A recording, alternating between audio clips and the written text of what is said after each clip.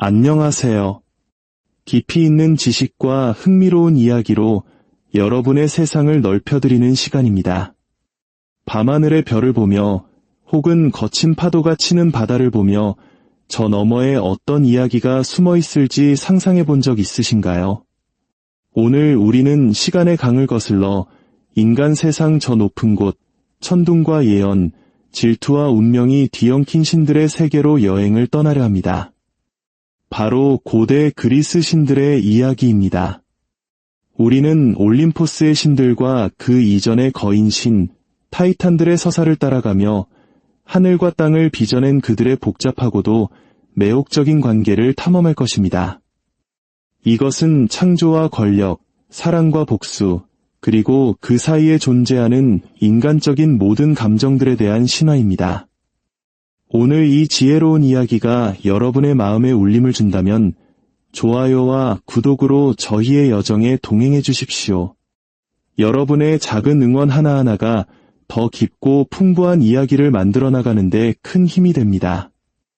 여러분이 어디에 계시든 이 이야기가 잠시나마 평온한 휴식이 되기를 바랍니다. 태초에 세상에는 아무것도 없었습니다. 텅 빈 허공도 하늘도 바다도 없었으며 심지어 바람 한 점의 속삭임조차 존재하지 않았습니다. 시간도 움직임도 빛도 없었기에 시대의 흐름을 알 수도 세상의 탄생을 알리는 메아리를 들을 수도 없었습니다. 오직 혼돈, 즉 카오스만이 존재했습니다. 끝없이 펼쳐진 어둡고 거대한 심연. 그곳은 앞으로 존재하게 될 모든 것들의 순수한 잠재력이었습니다. 마치 깊은 잠 속에서 생각이 피어오르듯 이 고요한 혼돈 속에서 필연적으로 첫 번째 존재들이 나타났습니다. 그들은 인간처럼 태어난 것도 훗날의 신들처럼 잉태된 것도 아니었습니다.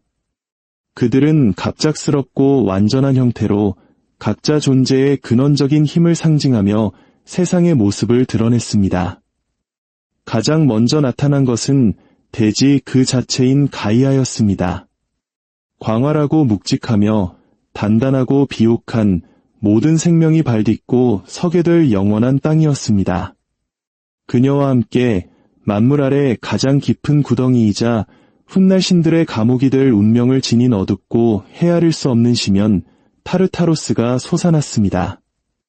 같은 혼돈의 정적 속에서 욕망과 결합의 힘, 생명이 생명을 갈망하게 만드는 부드러운 신비, 에로스가 태어났습니다. 그리고 밤에 장막 닉스가 나타나 칠흑 같은 날개로 세상을 감쌌고 그림자와 공간의 어둠인 에레보스가 그 뒤를 이었습니다.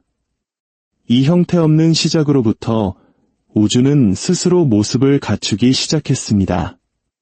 질서나 이성에 의해서가 아니라 마치 태양이 보이지 않아도 그쪽을 향해 뻗어나가는 나무처럼 느리고 필연적인 힘에 이끌려서였습니다.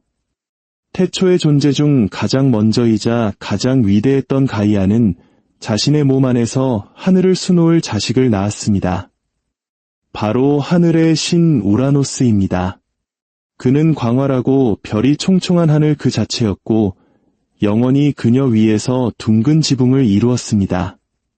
그는 가이아와 동등한 크기와 힘을 가졌지만 그를 만든 것은 가이아였고 그를 배우자로 맞이한 것도 그녀였습니다.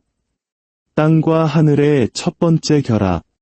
그 결합을 통해 세상을 물려받을 12명의 강력한 존재가 태어났습니다. 이들이 바로 타이탄입니다. 6명의 남신과 6명의 여신으로 이루어진 그들은 하나같이 눈부시고 경이로웠습니다. 그들의 이름은 잊혀진 계곡의 천둥 소리처럼 나지막이 울려 퍼졌습니다. 세상을 끝없는 물줄기로 감싼 오케아노스, 하늘의 축과 별들의 지배자 코이오스, 수수께끼 같고 멀게만 느껴지는 크리오스, 훗날 태양에게 빛을 물려줄 히페리온, 고통과 노고의 시조 이아페토스, 그리고 가장 젊고 교활하며 날카로운 야망을 품은 막내 크로노스. 그들의 자매는 빛을 품은 눈의 테이아, 훗날 여왕이 될 레아, 혼돈의 법을 가져온 테미스, 기억 그 자체가 육화된 문에모신에 예언처럼 빛나는 포이베, 그리고 모든 강들의 할머니 테티스였습니다. 하지만 가이아와 우라노스는 타이탄만을 낳은 것이 아니었습니다. 그들은 더 기이하고 더 원초적인 존재들도 낳았습니다. 가이아의 깊은 살 속에서 외눈박이 거인 키클롭스가 태어났습니다. 나무 기둥 같은 팔과 불타는 외눈을 가진 거인들이었죠. 그리고 그들과 함께 헤카톤 케이레스, 즉 100개의 손을 가진 자들도 태어났습니다. 신개의 머리와 100개의 팔을 가진 이 흉측하고 거대한 존재들은 산맥을 가로지르는 폭풍처럼 발을 휘둘렀습니다. 우라노스는 이 자식들을 보고 사랑이 아닌 혐오를 느꼈습니다. 그는 그들을 부자연스럽다 불렀고 너무나 많은 팔다리에서 꿈틀대는 힘을 두려워했으며 그들이 땅 위를 걷기에는 너무나 끔찍하다고 판단했습니다.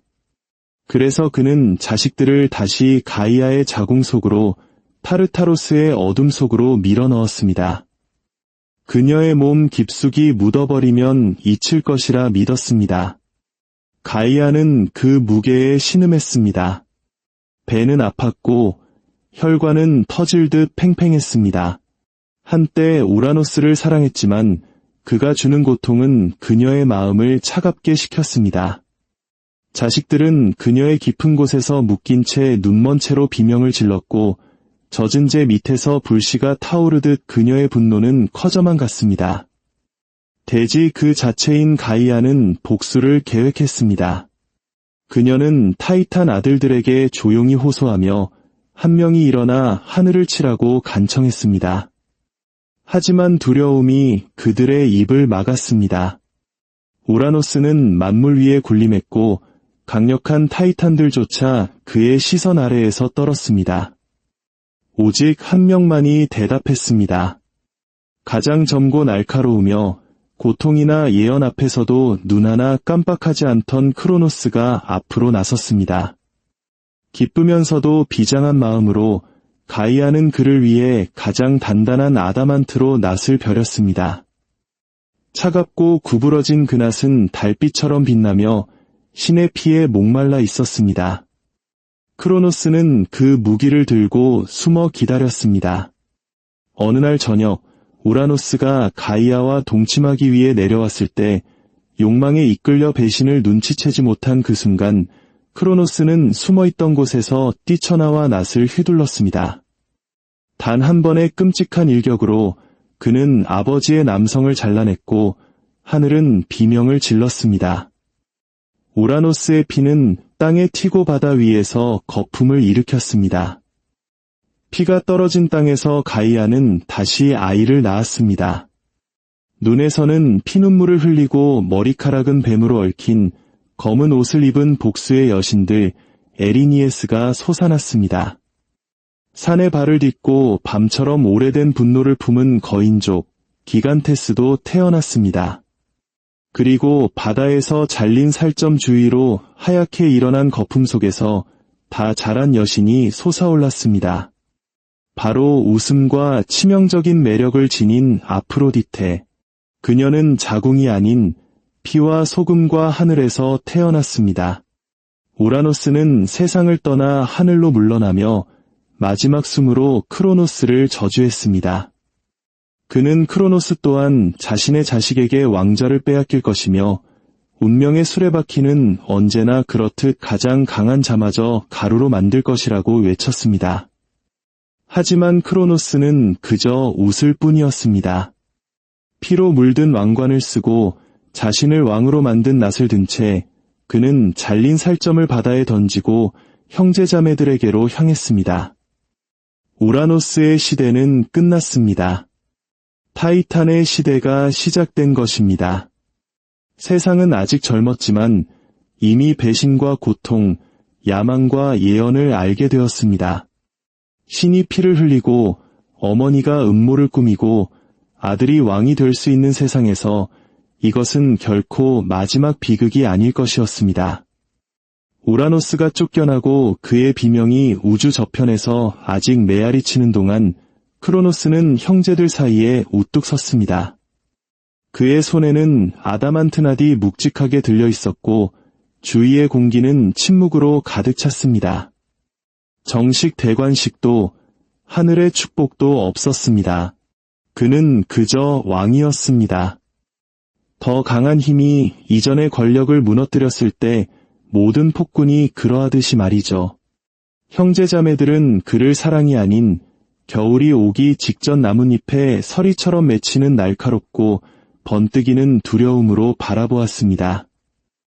아들이 복수를 이행한 것을 자랑스러워한 가이아는 지친 만족감으로 그를 지켜보았습니다. 그러나 땅은 알고 있었습니다. 크로노스는 몰랐을지라도 패턴은 이미 시작되었습니다. 아버지는 아들에게 쓰러지고 왕은 영원히 통치하지 못한다는 것을 말입니다. 그렇게 타이탄의 황금 시대가 열렸습니다. 한동안 세상은 평화로웠습니다. 공기는 생명으로 가득 찼고 타이탄들의 발걸음 아래 흙은 생동감으로 넘실거렸습니다. 산들은 높고 자랑스럽게 솟았고 강들은 새로운 대지 위로 구불구불 길을 찾아 흘렀습니다. 크로노스는 피로 권력을 잡은 자의 확신을 갖고 통치했습니다. 그의 곁에는 누이이자 여왕인 레아가 서 있었습니다.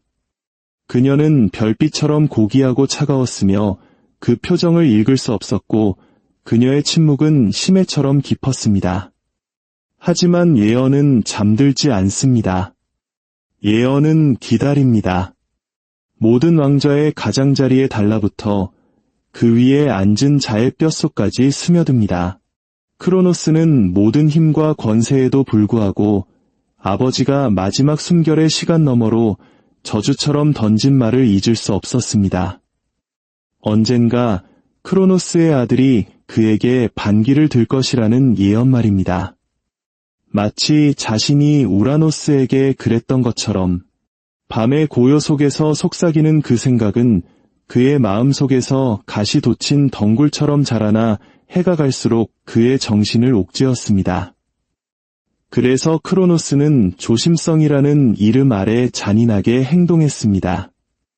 레아가 아이를 낳을 때마다 그는 갓 태어난 신을 그녀의 품에서 빼앗아 통째로 삼켜버렸습니다. 첫째는 화로와 불꽃의 여신 헤스티아였습니다. 그녀는 세상의 빛을 보기도 전에 삼켜졌습니다. 그 다음은 들판을 풍요롭게 했을 데메테르, 그 다음은 여왕이 되었을 헤라였습니다. 그리고 차가운 지하 세계에 이미 운명이 기록되어 있던 하데스, 바다라는 말조차 생기기 전에 바다의 신 포세이돈이 그 뒤를 이었습니다. 5명의 신성하고 불멸하는 자식들이 폭력이 아닌 운명을 막기 위해 삼켜졌습니다. 레아는 매번 소리 없이 울었습니다. 슬픔으로 그녀의 속은 텅 비어갔습니다. 6번째 아이를 가졌을 때 레아는 더 이상 참을 수 없었습니다. 그녀는 가이아에게로 가 계략을 꾸몄습니다. 6번째 아이가 태어났을 때 그녀는 크로노스의 팔에 아이 대신 포대기에 싼 돌멩이를 안겨주었습니다. 크로노스는 의심 없이 그것을 받아 다른 아이들처럼 삼켰고 이업이 다시 한번 진압되었다고 믿었습니다. 폭풍 구름 같은 눈과 천둥 같은 울음소리를 가진 그 아이는 레아에 의해 크로노스의 시선이 닿지 않는 크레타 섬으로 몰래 옮겨졌습니다. 그곳 산속 깊은 동굴에서 어린 제우스는 비밀리에 길러졌습니다. 큐레테스라는 무장한 젊은이들이 그의 요람 주위에서 검과 방패를 부딪히며 춤을 추어 아기의 울음소리를 감췄습니다.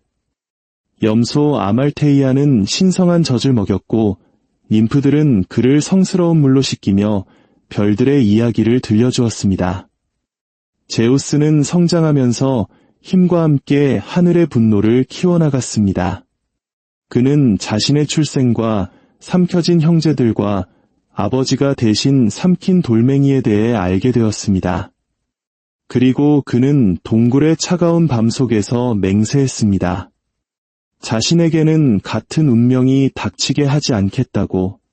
타이탄의 시대는 계속되었지만 산의 뿌리 아래에서는 천둥의 아이가 대지의 소리를 들으며 복수를 준비하고 있었습니다. 우라노스를 무너뜨렸던 바로 그 예언이 이제 흙 밑에서 두 번째 심장처럼 고동치고 있었습니다. 신들의 세계에서는 어떤 축제도 영원하지 않고 어떤 왕관도 편안하지 않으며 어떤 권력도 그림자 속에서 태어난 자식으로부터 진정으로 안전할 수 없기 때문입니다. 제우스가 성년이 되었을 때 그는 자신의 형제들이 죽지 않고 폭군의 뱃속에 갇혀 있다는 것을 알았습니다. 그는 지혜로운 타이탄 여신 메티스와 함께 계략을 꾸몄습니다. 폭풍이 아닌 고대의 마법이 담긴 음료로 크로노스를 무너뜨릴 계획이었습니다.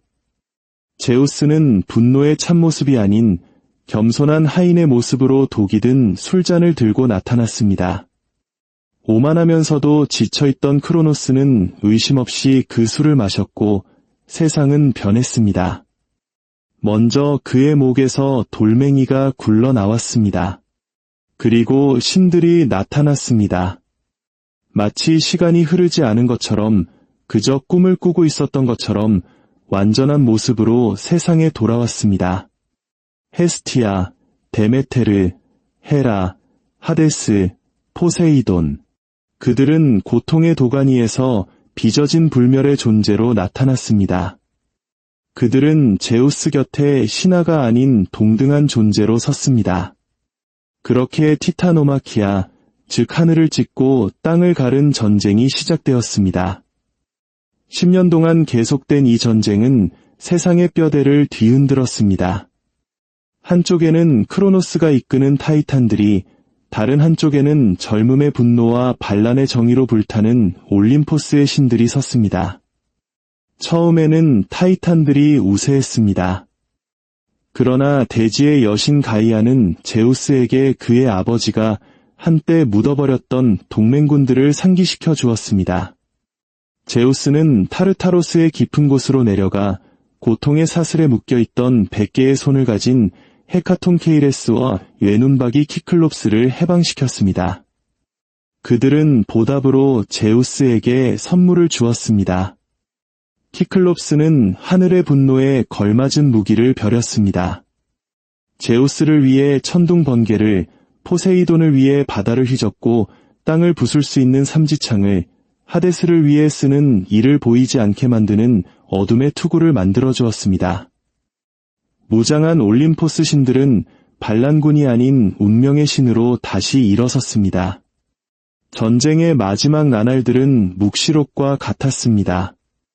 헤카톤 케이레스는 바위를 우박처럼 던졌고 제우스는 천둥을 퍼부었으며 포세이돈은 바다를 뒤흔들었습니다. 하데스는 보이지 않는 존재가 되어 타이탄들 사이를 오가며 혼란과 공포를 심었습니다. 마침내 크로노스는 쓰러졌습니다. 그는 영광 속에서가 아니라 자식들의 힘과 자신이 그토록 거역하려 했던 예언에 의해 지쳐 쓰러졌습니다. 타이탄들은 패배했고 부서지지 않는 청동사슬에 묶여 타르타로스로 던져졌습니다. 그곳에서 그들은 100개의 손을 가진 자들의 감시 아래 시간을 이기지 못한 권력을 기억하며 침묵 속에서 울부짖게 될 것입니다. 제우스는 전장 위에 예언의 아이가 아닌 왕으로서 섰습니다. 하늘은 맑아졌고 전쟁은 끝났습니다. 타이탄의 시대는 막을 내렸고 새로운 시대가 시작되려 하고 있었습니다. 하지만 신들의 세계에서 평화는 언제나 찰나와 같고 한번 차지한 왕좌는 결코 안전하지 않습니다. 전쟁이 끝나고 타이탄들이 세상의 뿌리 아래 묵이자 제우스는 올림포스 산 정상에 새로운 신전을 세웠습니다. 그러나 땅 밑 깊은 곳, 하데스의 어둠보다 더 깊은 곳에서 대지는 상처를 기억하고 있었습니다. 가이아는 분노로 꿈틀거렸습니다.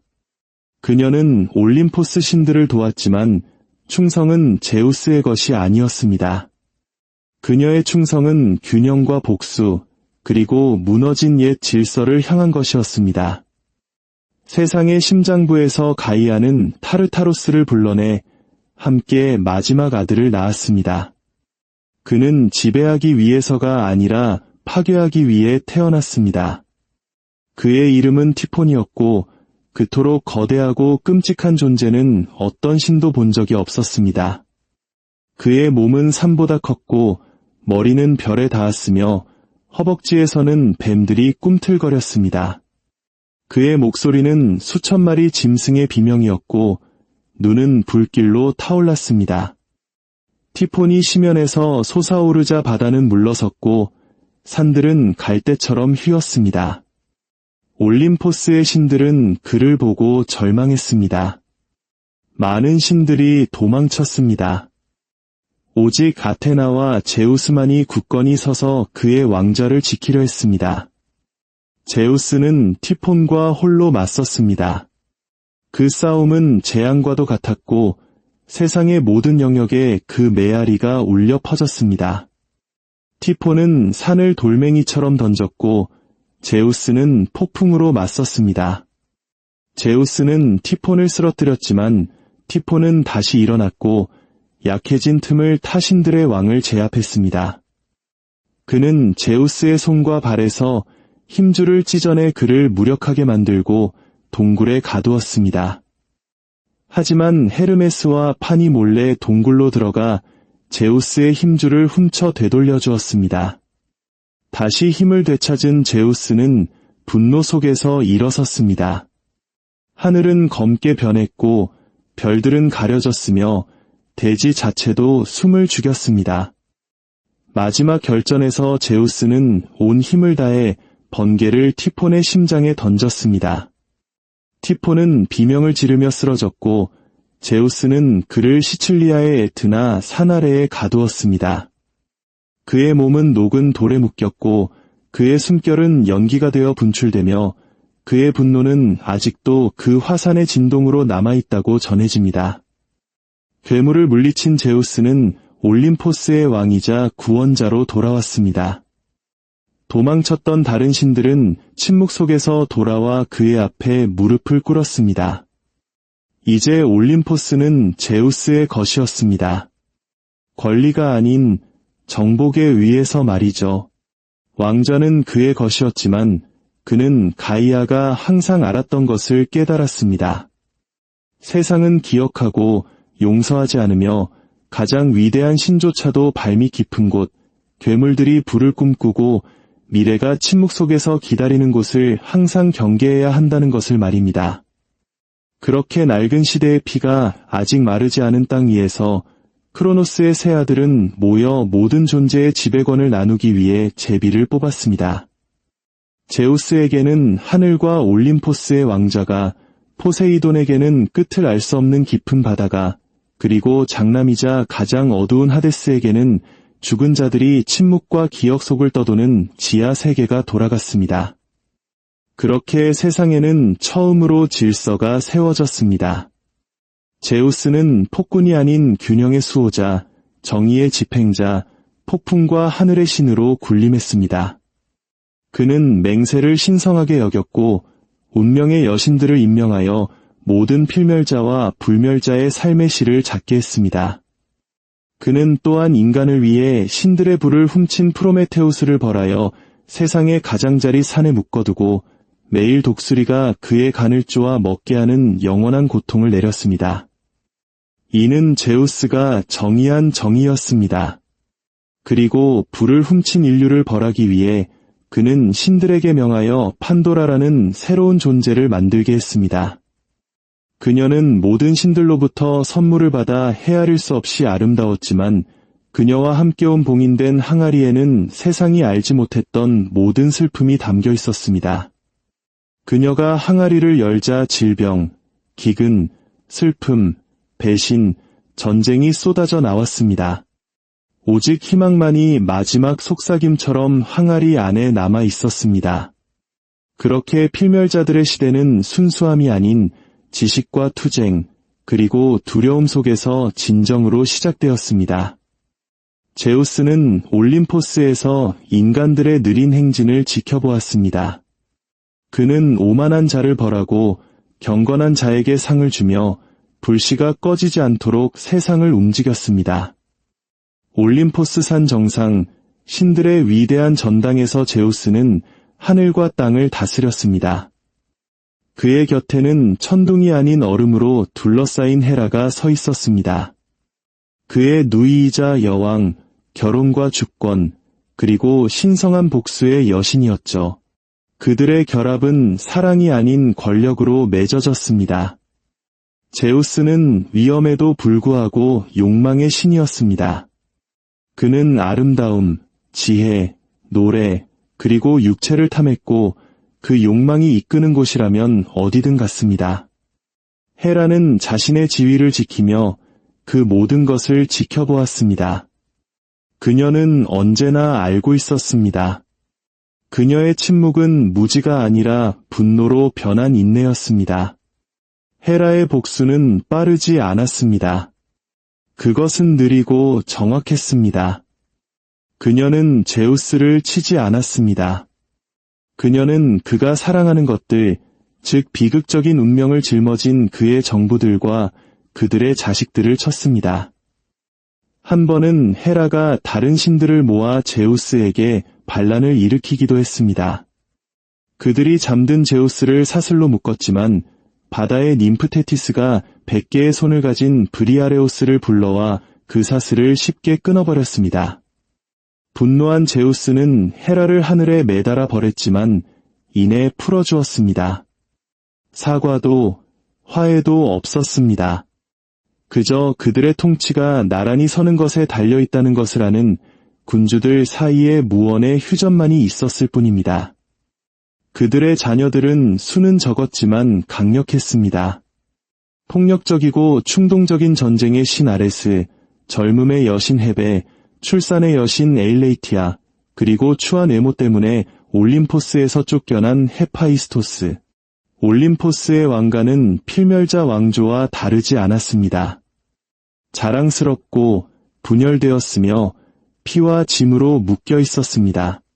그리고 그 중심에는 영원하고 싸움에 지친 제우스와 헤라가 항복하기에는 너무나 자존심이 강한 두 신이 공유하는 왕좌에 앉아 있었습니다. 제우스의 자식들은 필멸자처럼 태어나지 않았습니다. 그들은 예언과 복수, 기만과 자존심 속에서 마치 징조처럼 갑작스럽고 찬란하게 세상에 나타났습니다. 그 중에서도 지혜와 전쟁, 이성과 전략의 여신 아테나의 탄생은 가장 기이했습니다. 제우스는 자신의 자식이 자신을 타도할 것이라는 예언을 두려워하여 지혜로운 타이탄 여신 메티스가 임신했을 때 그녀를 통째로 삼켜버렸습니다. 그러나 메티스는 제우스의 몸 안에서 살아남아 아이를 키웠고 이윽고 제우스는 극심한 두통에 시달렸습니다. 그는 대장장이 신 헤파이스토스를 불러 청동도끼로 자신의 이마를 쪼개게 했습니다. 그러자 피가 아닌 눈부신 빛 속에서 완전한 무장을 한 아테나가 솟아나왔습니다. 그녀는 아기가 아니라 하나의 힘이었습니다.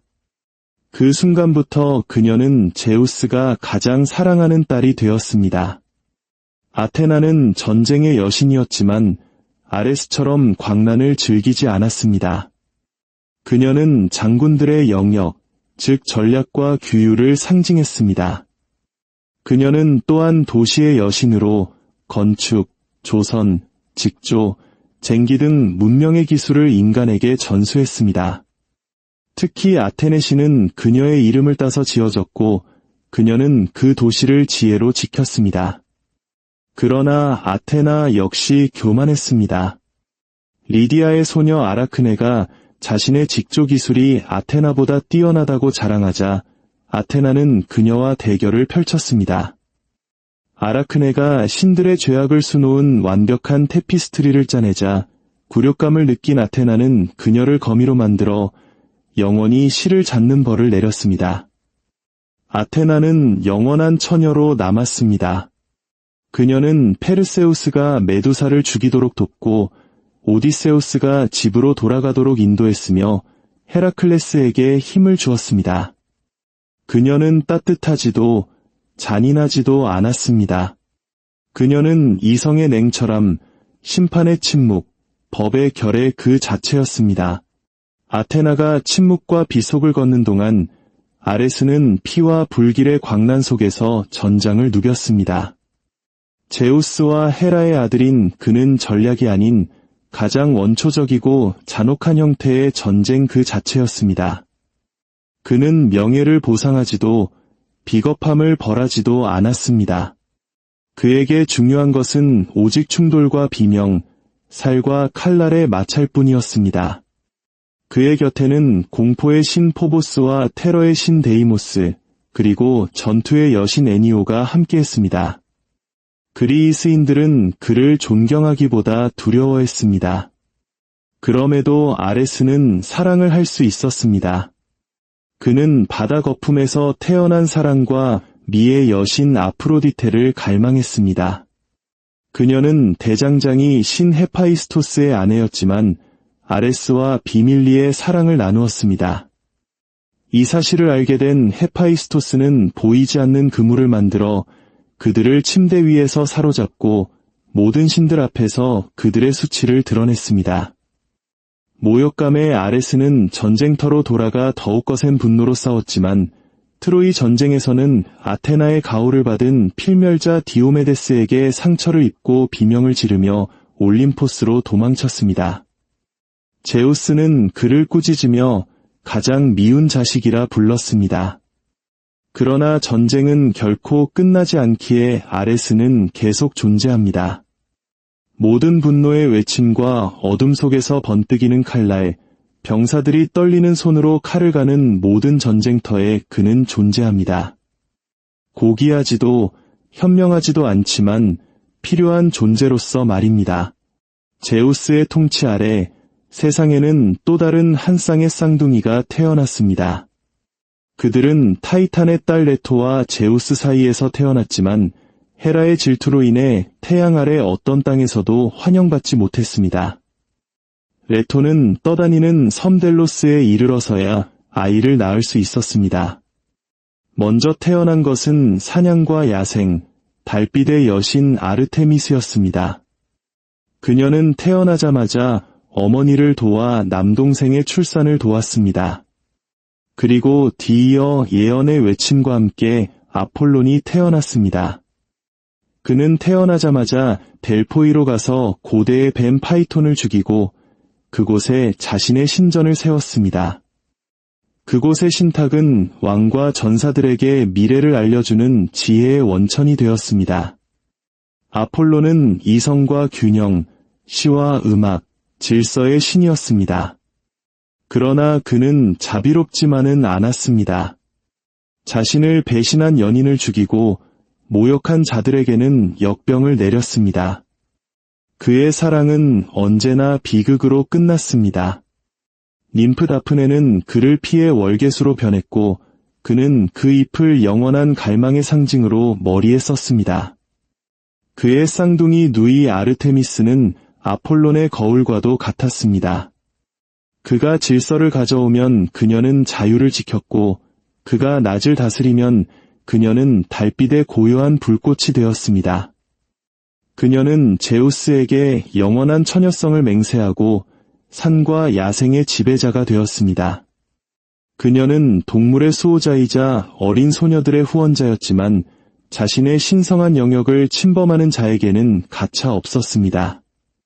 사냥꾼 악타이온이 우연히 그녀의 목욕하는 모습을 보자 그녀는 그를 사슴으로 변하게 하여 자신의 사냥개들에게 찢겨 죽게 했습니다.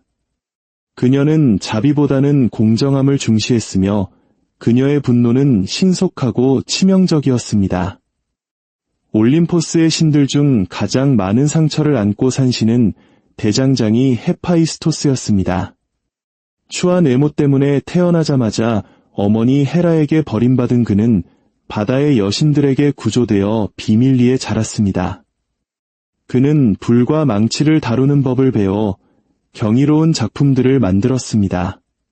복수를 위해 어머니를 마법의 왕좌에 가두었지만 디오니소스의 설득으로 그녀를 풀어주고 올림포스에 자신의 자리를 차지했습니다. 그는 가장 아름다운 여신 아프로디테와 결혼했지만 그녀는 아레스와 바람을 피웠습니다. 그는 그들을 그물로 잡아 신들 앞에서 망신을 주었지만 비웃음 속에서 그의 마음은 더욱 차갑게 식어갔습니다.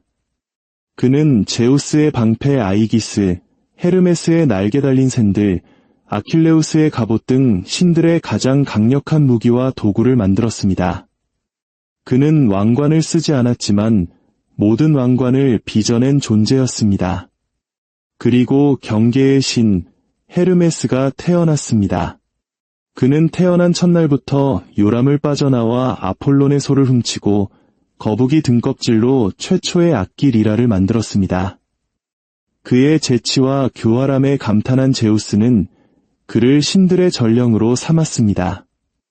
날개 달린 샌들을 신고 신들과 인간, 그리고 죽은 자들의 세계를 자유롭게 오가며 그는 여행자와 도둑, 상인과 사절의 수호신이 되었습니다. 그는 힘이 아닌 지혜와 속도로 세상을 누볐습니다. 이처럼 올림포스의 신들은 결코 완벽하거나 전지전능한 존재가 아니었습니다. 그들은 인간처럼 사랑하고 질투하고 분노하고 실수했습니다. 그들의 이야기는 단순한 옛날 이야기가 아니라 권력의 본질, 운명의 불가피함, 그리고 우리 인간 본성 속에 깊이 새겨진 영원한 갈등과 열망에 대한 거대한 서사시입니다. 그들의 이야기는 오늘날까지도 우리에게 질문을 던집니다. 우리는 과연 운명의 주인인가? 아니면 거대한 이야기 속의 배우일 뿐인가? 오늘의 이야기는 여기까지입니다. 고대 신들의 발자취를 따라 떠난 시간이 여러분에게 깊은 생각과 새로운 영감을 주었기를 바랍니다. 다음 시간에도 흥미로운 이야기로 다시 찾아뵙겠습니다. 감사합니다.